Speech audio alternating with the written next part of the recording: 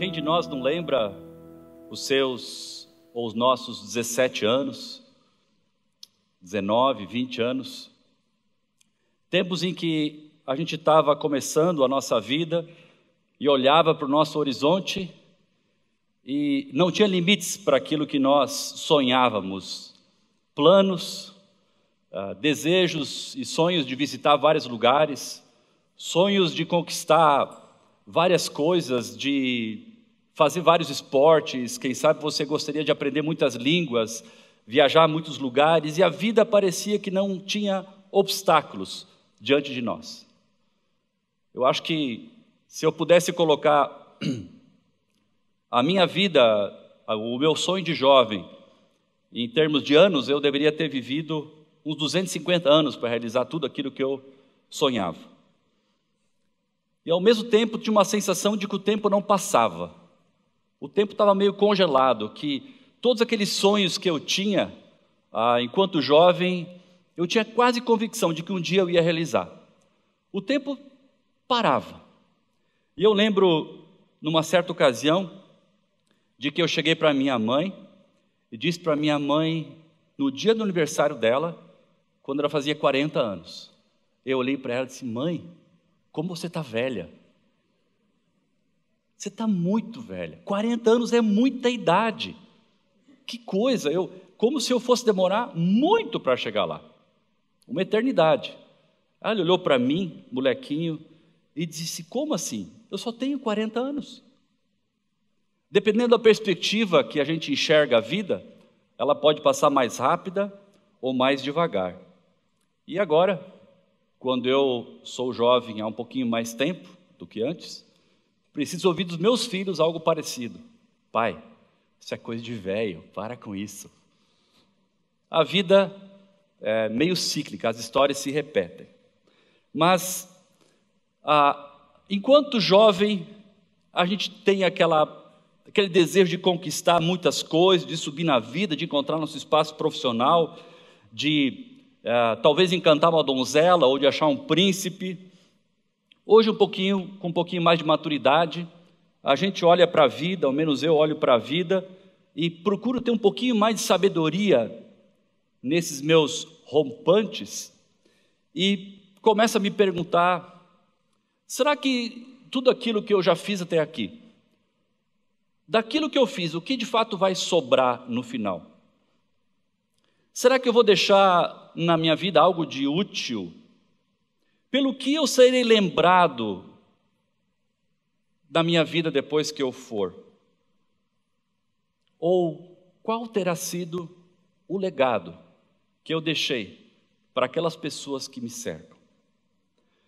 Quando pensamos na palavra deixar alguma coisa, especialmente a palavra legado, talvez a gente já pense em algo parecido com herança. Você vai deixar o quê de herança? E aí, se você fala em legado, a gente fala em legado, você deve estar pensando em algum imóvel, algum terreno, alguma coisa que vale algum valor financeiro, que tem alguma liquidez e que talvez nossos filhos ou aqueles a quem nós deixarmos no nosso legado vão vender e fazer algum capital depois. Mas legado pode ser material ou legado pode ser imaterial. Material nós sabemos o que é, mas o legado imaterial existe também. Tem a ver com, talvez, um conjunto de valores que nós vamos deixar para a nossa família. Nós vivemos hoje na sociedade, por exemplo, com várias ideias, vários valores de legado que nos foram deixados por matemáticos, por filósofos, por pensadores, por pais da igreja. É um bom legado. Não importa se sua vida foi de muitas posses e você deixou muitos bens, ou se viveu super pobre e na hora de morrer não vai deixar nada. Existe um fato: nós todos sempre deixaremos um legado. Quer queiramos, quer não, nós deixaremos um legado. E a pergunta é: qual é o legado que nós vamos deixar? Quando jovem eu não pensava nisso. Eu queria conquistar um monte de coisa. E acho que essa era mais ou menos uma realidade de todos nós. Mas logo mais, quando a maturidade começa a nos alcançar, a gente começa a pensar o que de fato sobra daquilo que tanto nós fazemos ou fizemos. Eu quero olhar hoje, de uma forma rápida, meditar e trazer alguns aspectos da vida de um personagem bíblico controverso, um sujeito que teve a vida confusa. Ele era um grande homem, um homem de grandes realizações, mas era um homem que tinha uma vida complicada, uma vida difícil, uma vida controversa. Aliás, pensando em legado e lembrando que hoje é o Dia dos Pais, eu pergunto assim, o que talvez o seu filho responderia se perguntassem para você, quem foi seu pai? O que você diria? Meu pai era... Que resposta você daria? Meu pai era muito trabalhador. Meu pai acordava cedo, meu pai trabalhava muito. Meu pai era muito bravo. Meu pai era, olha, não podia fazer coisa errada perto do meu pai. O que nós já ouvimos a respeito do nosso pai? Não tem a ver com isso? Meu pai era pão duro, não abria mão para nada. Meu pai era muito amoroso. Hoje a gente viu no Facebook várias declarações, né? E todas boas, né? Que bom. Mas quando nós conversamos pessoalmente, será que essa é a declaração que nós ouviremos dos nossos filhos? Ou eu quero convidar você a abrir sua Bíblia para 1 Crônicas 28:9, e o personagem bíblico que eu quero trabalhar conosco hoje é um personagem que a gente trabalha muito ele na escola dominical, é Davi. Todo mundo conhece a vida de Davi, nós não vamos gastar muito tempo relembrando a história de Davi, mas o que me interessa é olhar esse versículo, essa passagem, e perceber o que esse homem controverso, um homem importante, talvez o personagem na Bíblia que tenha mais referências em todo o Antigo Testamento, tem um livro de Salmos praticamente escrito por ele, o que esse homem falou no fim da sua vida, quase na véspera da sua morte, da sua despedida, para o seu filho. É interessante a gente ouvir esse tipo de declaração, porque pode ser que seja uma declaração sábia. Nem todos que falam, quando estão nos seus momentos finais, falam falas sábias. Já vimos muitas pessoas que são confusas nos últimos tempos, mas Davi, o que ele fala e que está registrado na Bíblia, é de nosso interesse e é para nossa edificação. Então veja o que está projetado ali. Davi olha para Salomão e diz assim: e você, meu filho Salomão, reconheça o Deus de seu pai e sirva-o de todo o coração e espontaneamente, pois o Senhor sonda todos os corações e conhece a motivação dos pensamentos. Se você o buscar, o encontrará. Se você o abandonar, ele o rejeitará para sempre. Olha que palavra que Davi dá para o seu filho. Diz assim: reconheça o Deus de seu pai. Davi era um homem controverso, mas era um homem que cria no Deus vivo. Sempre creu. E ele chega para o filho e diz assim: filho, esse Deus, o Deus do seu pai, reconheça ele, ou encontre ele, ou se aproprie desse Deus. Eu tive um Deus, filho, mas esse Deus eu não posso deixar para você de herança. Em algum momento você tem que reconhecer esse Deus do seu pai como o seu próprio Deus e se apropriar dessa fé, porque fé não é um legado que nós deixamos, no sentido de que meu pai era cristão, meu pai cria em Deus, meu avô, e então eu também sou cristão. Tanto que ele continua o texto e diz assim: sirva-o esse Deus que é o meu Deus, reconheça-o e sirva-o de todo o coração e espontaneamente.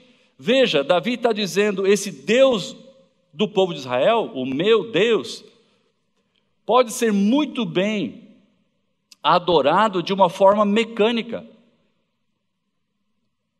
de uma forma religiosa, mas não seja assim com você, meu filho. Diz ali: sirva-o de todo o coração. Essa expressão espontaneamente é muito boa, muito elucidadora para nós. Espontaneamente, não religiosamente. Não use Deus como um Deus que você busca para resolver seus problemas. Não busque Deus para ganhar suas guerras. Não busque Deus para ter suas vitórias. Busque a Deus porque Ele é Deus, de todo o coração e espontaneamente, porque sabe, esse Deus, Ele continua ali, diz assim, o Senhor sonda todos os corações. Esse Deus não é um Deus que está confinado a um santuário, a um templo. Esse Deus não está confinado num tabernáculo. Esse Deus não está no altar. Esse é o Deus Todo-Poderoso que sonda o seu coração. E Davi sabia do que ele falava, porque Deus havia já sondado o coração de Davi na história da sua vida. E ele diz isso para o seu filho: Deus conhece a motivação dos seus pensamentos. Ou seja, no final da vida, Davi diz: o que vale é uma fé genuína, autêntica nesse Deus e servir a esse Deus. Se você fizer isso, meu filho, você será bem sucedido. Se você não fizer, você vai se dar mal. E é assim que Davi começa o final dessa última etapa da sua vida. Essa é a passagem principal, querido. Se você quiser sublinhar na sua Bíblia, você quiser marcar, esse texto é um texto assim que fala muito ao meu coração, porque quando eu li esse texto, eu tenho usado esse texto como o texto que eu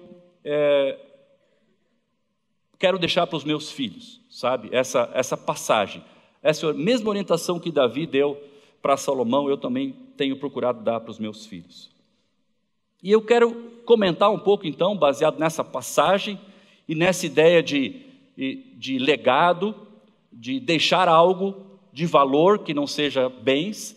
Eu quero olhar um pouquinho alguns aspectos bem rápidos da vida de Davi e perceber como a vida de Davi se identifica e se encaixa de uma forma tão boa com a nossa vida hoje, embora Davi tenha vivido muito tempo atrás. A vida de Davi e a narrativa bíblica, ela é atemporal e ela fala nos nossos corações hoje também. Davi foi um homem de grande impacto. Davi foi um homem cuja fama transcendeu sua época. Se você sai do meio cristão e você fala sobre Davi, todos conhecem essa história. É um pequeno que matou um grande, e sabem também que ele era pastor de ovelhas. Alguns sabem que ele era o mais novo de casa, alguns sabem que ele era ruivo, e assim vai. Então, por que isso?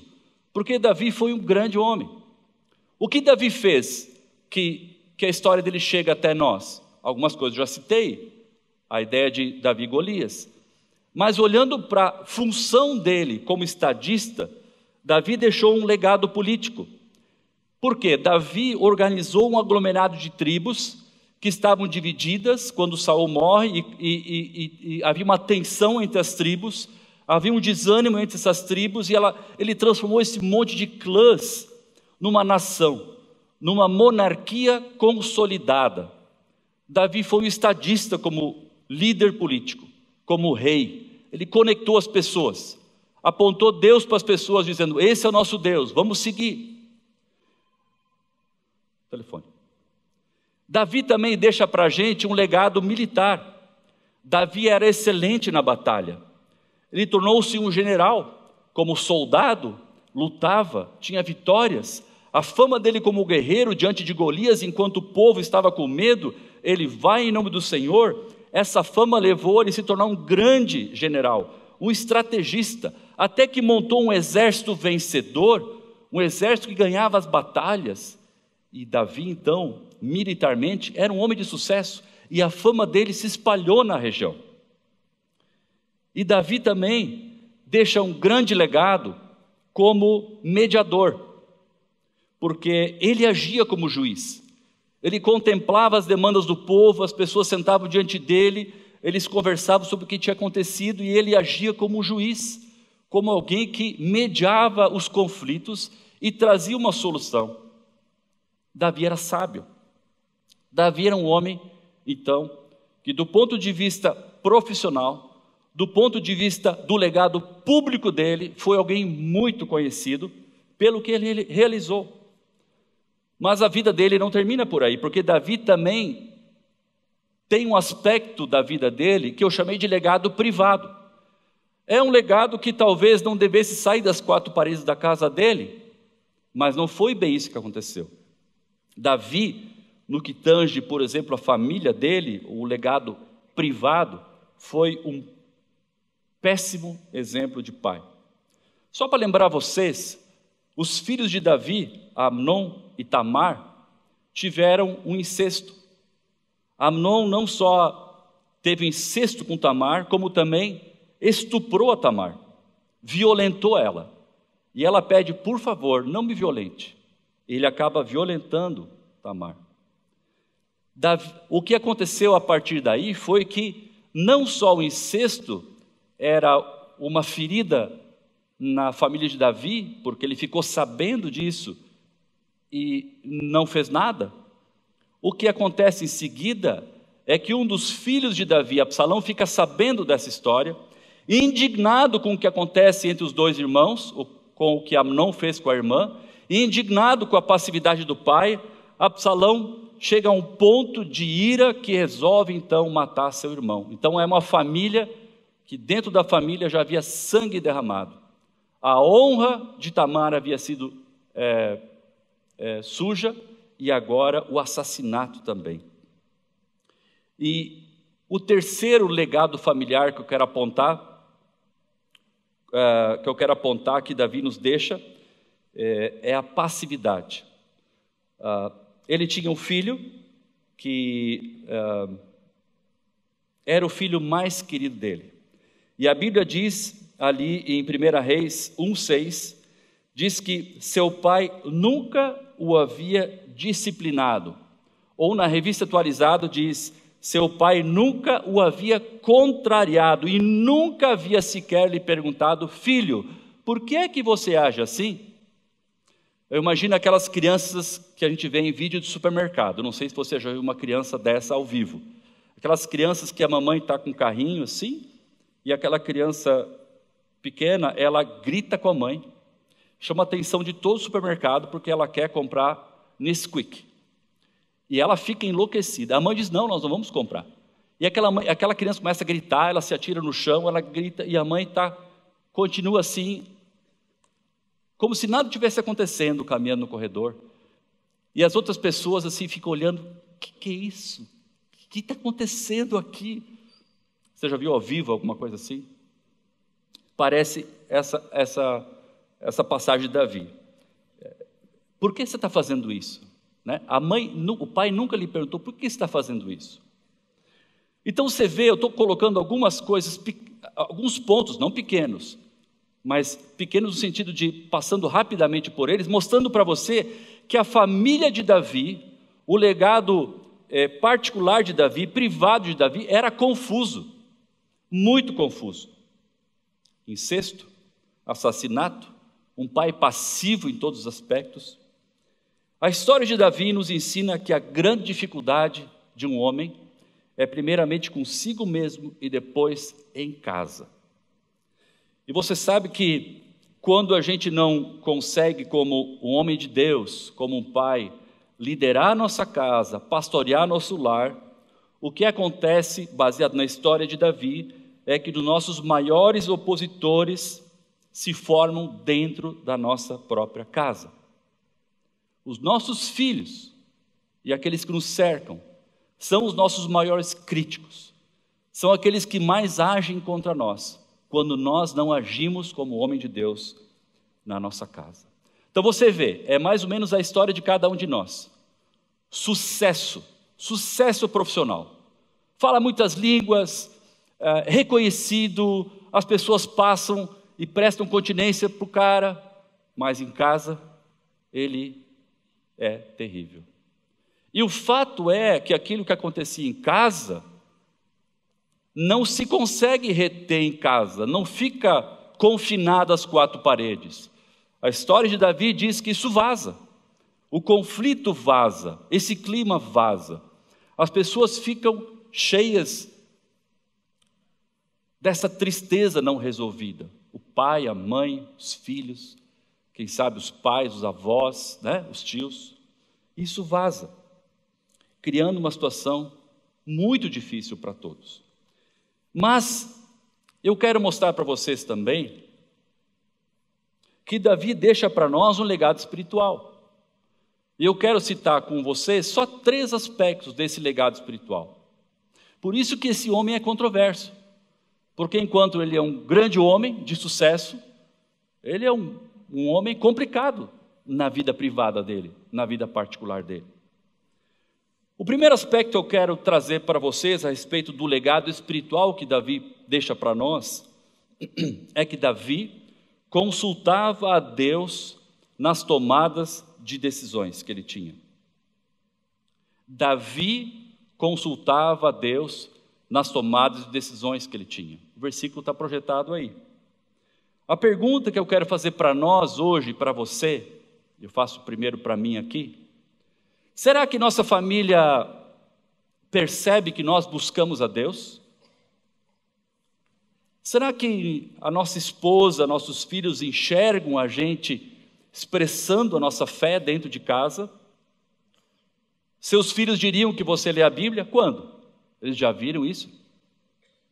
Você tem orado com eles, junto com eles, ou por eles? Tem uma diferença. A minha filha de 10 anos ainda, ela me chama, a mim ou a Suzy, para orar com ela. Papa, mama, eu estou indo dormir, vem orar comigo. Não é? Quem já teve filho pequeno, acontece isso, né? E a gente vai orar com eles. Mas isso passa depois. Não sei porque o meu de 20, o de 24, não chamam mais a gente para orar de noite na cama. Então a gente já não ora mais tanto com eles, mas a gente ora por eles. A pergunta é, os seus filhos veem isso? Você conversa com seus filhos sobre os aspectos práticos da vida e como viver as dificuldades da vida à luz daquilo que Deus tem na sua palavra? Como sua fé converge com a sua vida? Como sua fé converge com como você vive no seu trabalho, na faculdade, na sua vizinhança? Então Davi buscava a Deus na tomada de decisões. Esse é o primeiro aspecto do legado espiritual de Davi. O segundo aspecto é, Davi não agia em prol do seu próprio direito. Davi não era alguém que se justificava. Quando Natã confrontou ele, vocês lembram do adultério? E Davi ficou consciente daquele pecado que ele havia feito, ele disse, não, eu errei. Opa, vou pular um ponto adiante. Davi não agia em seu próprio direito. Davi, quando estava pronto para matar Saul, o seu servo disse, Davi, se você der a ordem, eu passo a espada na têmpora de Saul e cravo a espada até o chão. Porque eles chegaram e viram Saul dormindo. Saul perseguia Davi, Saul envergonhou Davi, Saul colocou homens atrás de Davi, Saul agia contra Davi a todo tempo. E havia um momento em que Davi podia resolver o problema dele, mas Davi não queria agir em causa própria. Davi não queria resolver a sua causa do jeito dele. Ele queria que Deus resolvesse. E Davi dá ordem para o soldado dele dizendo, não levante a espada contra o ungido do Senhor. A pergunta que eu quero fazer para a gente aplicar isso em termos de causa própria, em direito próprio, é quais os exemplos de justiça que nossos filhos poderiam olhar para nós e lembrar da gente? Como assim, Roger? Furar fila, por exemplo. A gente fura fila? E no trânsito?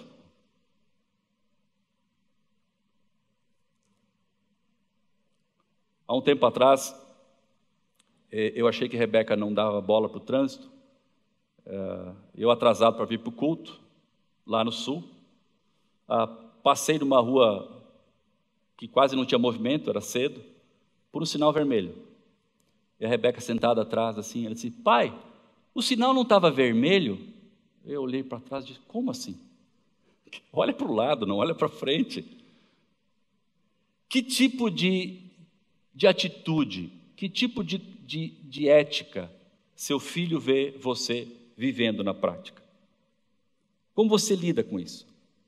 Você sempre é o mais rápido, quer chegar na frente, quer pegar o melhor lugar? Davi não agia em seu próprio direito. E o terceiro aspecto que eu quero lembrar a gente é que quando confrontado, Davi se arrependia. Davi era um homem, e aí entra Natã, que quando foi confrontado com o erro dele, com um pecado terrível de adultério, assassinato, vocês conhecem a história, o profeta Natã chegou até ele e fez toda aquela confrontação, e Davi disse: fui eu que pequei. Davi não se justificou. Davi disse: sim, fui eu esse homem. Essa é uma característica interessante de Davi, porque é fruto de alguém que tem um conhecimento claro acerca de si mesmo. É alguém que conhece muito bem a Deus, e à medida que a gente chega mais perto daquele que é a luz, do próprio Senhor Deus, nós conseguimos nos enxergar melhor, saber quem de fato nós somos, e saber que nós não somos tudo aquilo que talvez a nossa vida profissional projete, né, o nosso sucesso projete, mas lá na minha intimidade, lá no meu lar, lá onde ninguém está vendo, eu sei de fato quem eu sou, porque eu conheço Deus. Deus ilumina o meu coração e prova os meus pensamentos. Então, será que nós já aprendemos a ter uma atitude correta quando alguém nos confronta? Como é que você reage diante de uma palavra de alguém da sua família que diz: olha, eu queria falar com você, e você, naquela situação, de novo aconteceu aquilo, de novo você errou, de novo você falou de uma forma errada, foi ríspido, não esperou, saiu na frente, enfim. Como você reage? Você tenta se auto-justificar? Essa característica de Davi, o arrependimento, talvez é uma das características que mais faltam hoje nos relacionamentos que nós temos. Na nossa casa, no nosso lar, também na igreja. Uma atitude ensinável, uma atitude clara de quem nós somos. Certa vez um líder da igreja, ao final do culto, foi questionado por um membro dizendo: olha, antes do culto, o senhor passou e fez aquilo, falou aquilo, e aquilo não foi legal, e ele falou assim de uma forma firme, né, com o líder da igreja, e o líder da igreja, numa atitude muito correta, muito exemplar, disse: puxa, é verdade, eu devo ter feito mesmo isso, não lembro, peço perdão a você, ainda bem que você não sabe o resto, né, de quem eu realmente sou. Eu tenho tantos defeitos, tantas coisas erradas, eu agradeço porque você chegou até mim e me deu esse toque, porque eu também nisso quero pedir que o Espírito Santo me dê todo o subsídio, toda a força, para que eu seja transformado no poder do Senhor. Então, como é que nós reagimos quando a gente é confrontado em casa? É difícil, né? Os nossos filhos chegarem até a gente, nossa esposa e a sogra, hein? Quando a sogra fala alguma coisa. E parece que, se nós pudéssemos resumir aquilo que Davi mostra para a gente, através da vida dele, na minha opinião, encaixa muito com o jeito como nós somos, como nós vivemos. Como eu disse, nós temos muitas vitórias, alguns de nós, na área profissional. Somos reconhecidos. Mas, naquilo que é particular, nós não somos tão bem-sucedidos.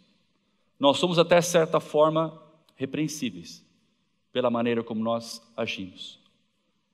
E me parece que o que Davi está querendo ensinar, através da palavra que ele deu para Salomão, dizendo: reconhece o Deus de seu pai, sirva-o de todo o coração, espontaneamente, porque esse Deus, ele sonda o coração e conhece os seus caminhos.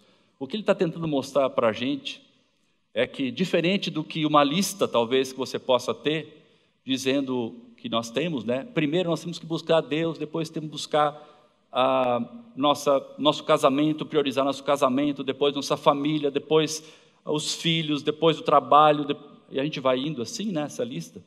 O que Davi está querendo mostrar, e eu consegui expressar isso melhor graficamente com um círculo, é que o centro da nossa vida, no centro da nossa vida, nós temos que ter a nossa fé com o Senhor. Antes de mais nada, e antes de tudo, é Deus. Primeiro Deus. Como o Felipe cantou na canção, Jesus é o centro de tudo que há. Lembra na canção da ceia? Fecha com esse gráfico. Nós não tínhamos combinado talvez, mas fecha com esse gráfico. Jesus é o centro de tudo que há. Porque se Jesus é o centro da minha vida, eu estarei lidando comigo mesmo de uma forma adequada. Eu vou entender que eu sou salvo pela graça. Não há o que eu tenha feito para ter merecido tão grande amor e o perdão do Senhor. Quando Deus está no centro, eu consigo me enxergar como alguém amado, como alguém perdoado. E quando eu entendo isso, eu consigo olhar para Deus e reagir em arrependimento, caminhando na direção certa, dizendo: Senhor, como o Senhor é lindo, como o Senhor tem feito coisas tremendas para mim. Eu não sou tudo aquilo que eu pensava que eu sou, graças a Deus que o Senhor me ama como eu sou. E age na minha vida, me tornando uma pessoa diferente, uma pessoa melhor.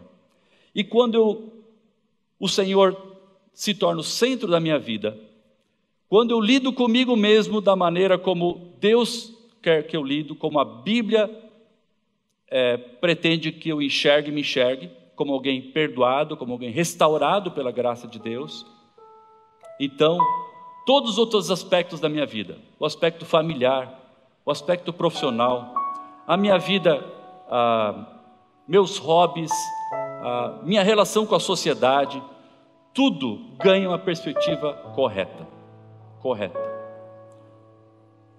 Hoje de manhã a palavra do Elias foi de volta ao Pai. E hoje à noite talvez a nossa palavra seja de volta ao centro. Ou seja, Jesus de volta ao centro. Talvez a história da sua vida esteja sendo construída mais ou menos como eu citei aqui. Você conquistou certos direitos, certas posições, mas em alguma área da sua vida você não tem acertado, você está confuso, está complicado. E talvez o que Deus queira nos ensinar hoje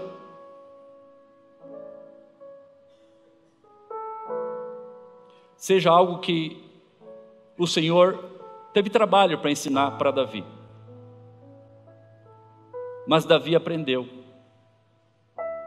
E eu acho que especialmente porque Davi era um homem que se arrependia. Se ele tivesse no conflito todo a parcela de culpa de 10%, pelo que nós conhecemos da história de Davi, Davi diria: sou eu o culpado, eu me arrependo e quero agir em restauração, mas eu quero acertar esses 10% que são de minha responsabilidade. E talvez por agir assim, Davi não seja só conhecido como um estadista, um militar, um rei, um bom juiz. Davi também seja conhecido hoje como um homem segundo o coração de Deus. Porque quando ele era confrontado, ele dizia: esse homem sou eu. Senhor, eu pequei contra os céus e pequei contra ti. Pai, eu quero falar para você hoje, na qualidade de pai que eu sou, e dizer que essa história de Davi tem a ver com a história da minha própria vida. E eu queria convidar você a orarmos juntos agora, Eu queria pedir que aqueles pais que gostariam de, à luz daquela figura que eu projetei, gostariam de que Jesus fosse de novo o centro da sua vida, da sua família, das suas atividades, colocar uma perspectiva correta agora na sua vida, ficasse em pé agora nesse momento, todos podemos baixar a cabeça num momento de oração. eu quero orar por nós. Eu já estou de pé aqui na frente, eu já sou o primeiro. A minha oração não é melhor do que a sua. Ficar em pé aqui na igreja não é mais santo do que ficar em pé em casa ou sentado em casa. É simplesmente um símbolo, um memorial seu, dizendo: Senhor, eu reconheço que tenho acertado muitas coisas, mas algumas não tenho acertado. E nessas que eu não tenho acertado, são coisas tão fundamentais, que eu peço ao Senhor, que o Senhor me ajude a consertar isso, trazendo o Senhor para o centro de novo da minha vida. Fique em pé, vamos orar juntos.